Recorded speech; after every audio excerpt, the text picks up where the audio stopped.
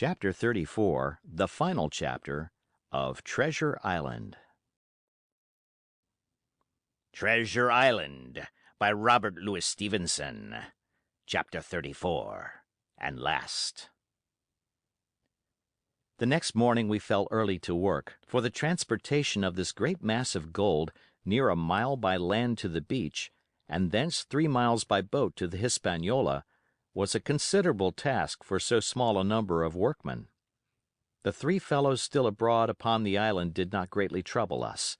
A single sentry on the shoulder of the hill was sufficient to insure us against any sudden onslaught, and we thought, besides, they had had more than enough of fighting. Therefore the work was pushed on briskly.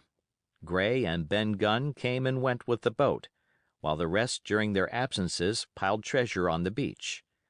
2 of the bars, slung in a rope's end, made a good load for a grown man, one that he was glad to walk slowly with. For my part, as I was not much use at carrying, I was kept busy all day in the cave packing the minted money into bread bags.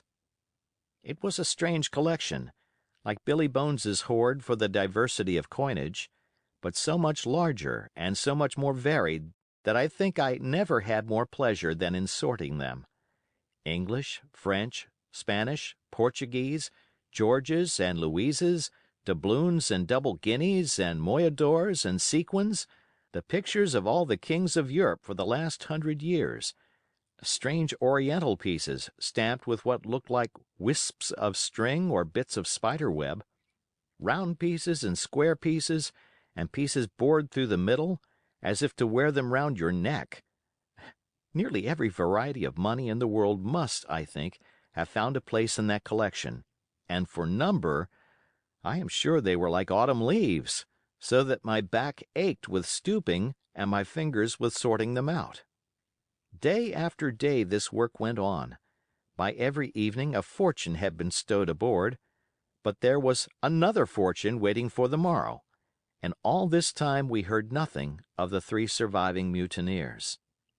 At last, I think it was on the 3rd night, the doctor and I were strolling on the shoulder of the hill where it overlooks the lowlands of the isle, when, from out of the thick darkness below, the wind brought us a noise between shrieking and singing. It was only a snatch that reached our ears, followed by the former silence. "Heaven forgive them," said the doctor. "'Tis the mutineers." All drunk, sir," struck in the voice of Silver from behind us. Silver, I should say, was allowed his entire liberty, and in spite of daily rebuffs, seemed to regard himself once more as quite a privileged and friendly dependent. Indeed, it was remarkable how well he bore these slights and with what unwearying politeness he kept on trying to ingratiate himself with all. Yet, I think, none treated him better than a dog, unless it was Ben Gunn, who was still terribly afraid of his old quartermaster, or myself, who had really something to thank him for, although for that matter, I suppose, I had reason to think even worse of him than anybody else, for I had seen him meditating a fresh treachery upon the plateau. Accordingly, it was pretty gruffly that the doctor answered him. "Drunk or raving," said he. "Right you were, sir," replied Silver, "and precious little odds which, to you and me." "I suppose you would hardly ask me to call you a humane man," returned the doctor with a sneer, "and so my feelings may surprise you, Master Silver. But if I were sure they were raving, as I am morally certain one at least of them is down with fever, I should leave this camp, and at whatever risk to my own carcass take them the assistance of my skill." "Ask your pardon, sir, you would be very wrong," quoth Silver. "You would lose your precious life, and you may lay to that.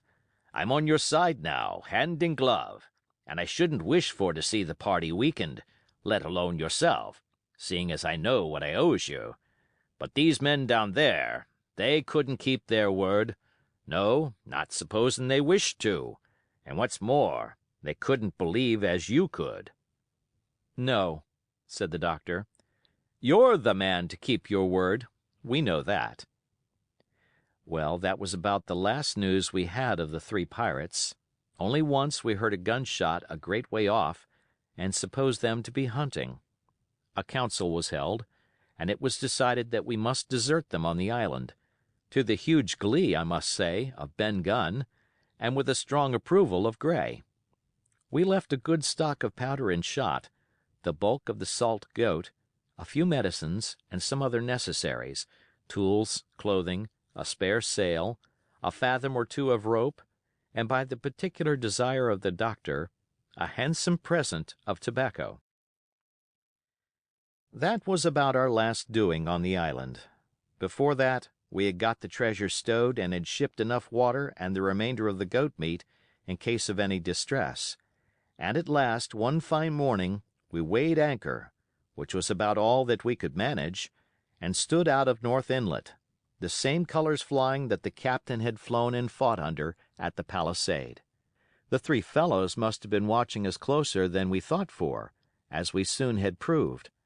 For coming through the Narrows, we had to lie very near the southern point, and there we saw all three of them kneeling together on a spit of land, with their arms raised in supplication. It went to all our hearts, I think, to leave them in that wretched state, but we could not risk another mutiny, and to take them home for the gibbet would have been a cruel sort of kindness. The doctor hailed them and told them of the stores we had left, and where they were to find them. But they continued to call us by name and appeal to us, for God's sake, to be merciful and not leave them to die in such a place.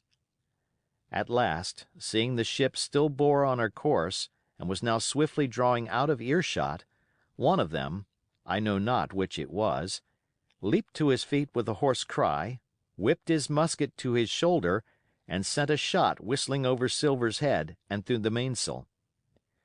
After that, we kept under cover of the bulwarks, and when next I looked out they had disappeared from the spit, and the spit itself had almost melted out of sight in the growing distance. That was at least the end of that, and before noon, to my inexpressible joy, the highest rock of Treasure Island had sunk into the blue round of sea. We were so short of men that everyone on board had to bear a hand, only the captain lying on a mattress in the stern and giving his orders, for though greatly recovered, he was still in want of quiet. We laid her head for the nearest port in Spanish America, for we could not risk the voyage home without fresh hands, and as it was, what with baffling winds and a couple of fresh gales, we were all worn out before we reached it.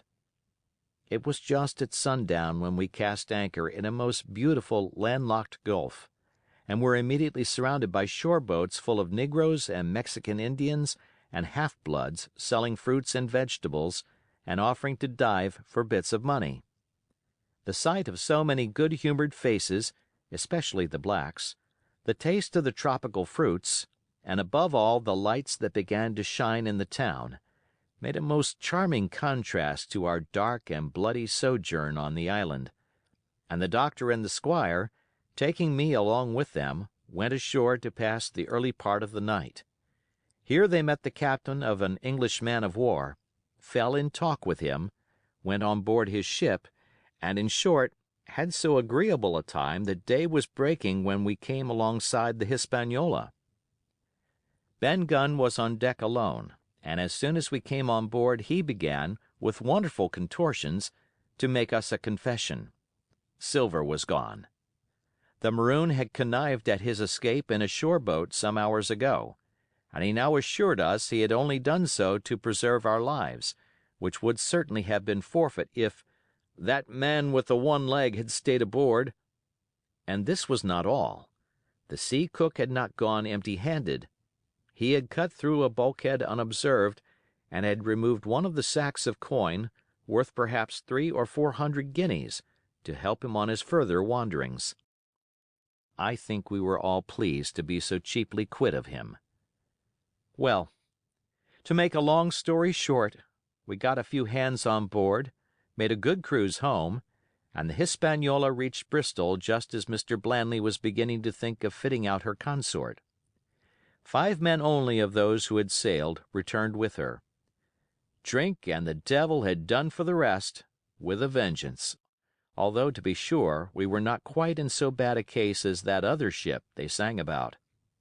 With one man of her crew alive, what put to sea was 75. All of us had an ample share of the treasure, and used it wisely or foolishly, according to our natures. Captain Smollett is now retired from the sea. Gray not only saved his money, but being suddenly smit with the desire to rise, also studied his profession, and he is now mate and part owner of a fine full-rigged ship, married besides, and the father of a family. As for Ben Gunn, he got £1,000, which he spent or lost in 3 weeks, or to be more exact, in 19 days, for he was back begging on the 20th. Then he was given a lodge to keep, exactly as he had feared upon the island, and he still lives, a great favorite, though something of a butt, with the country boys, and a notable singer in church on Sundays and saints' days. Of Silver we have heard no more. That formidable seafaring man with one leg has at last gone clean out of my life, but I dare say he met his old negress, and perhaps still lives in comfort with her and Captain Flint. It is to be hoped so, I suppose, for his chances of comfort in another world are very small. The bar silver and the arms still lie, for all that I know, where Flint buried them, and certainly they shall lie there for me. Oxen and wain ropes would not bring me back again to that accursed island, and the worst dreams that ever I have are when I hear the surf booming about its coasts, or start upright in bed with the sharp voice of Captain Flint still ringing in my ears, "Pieces of 8! Pieces of 8!" End of chapter. End of book. Thank you for listening.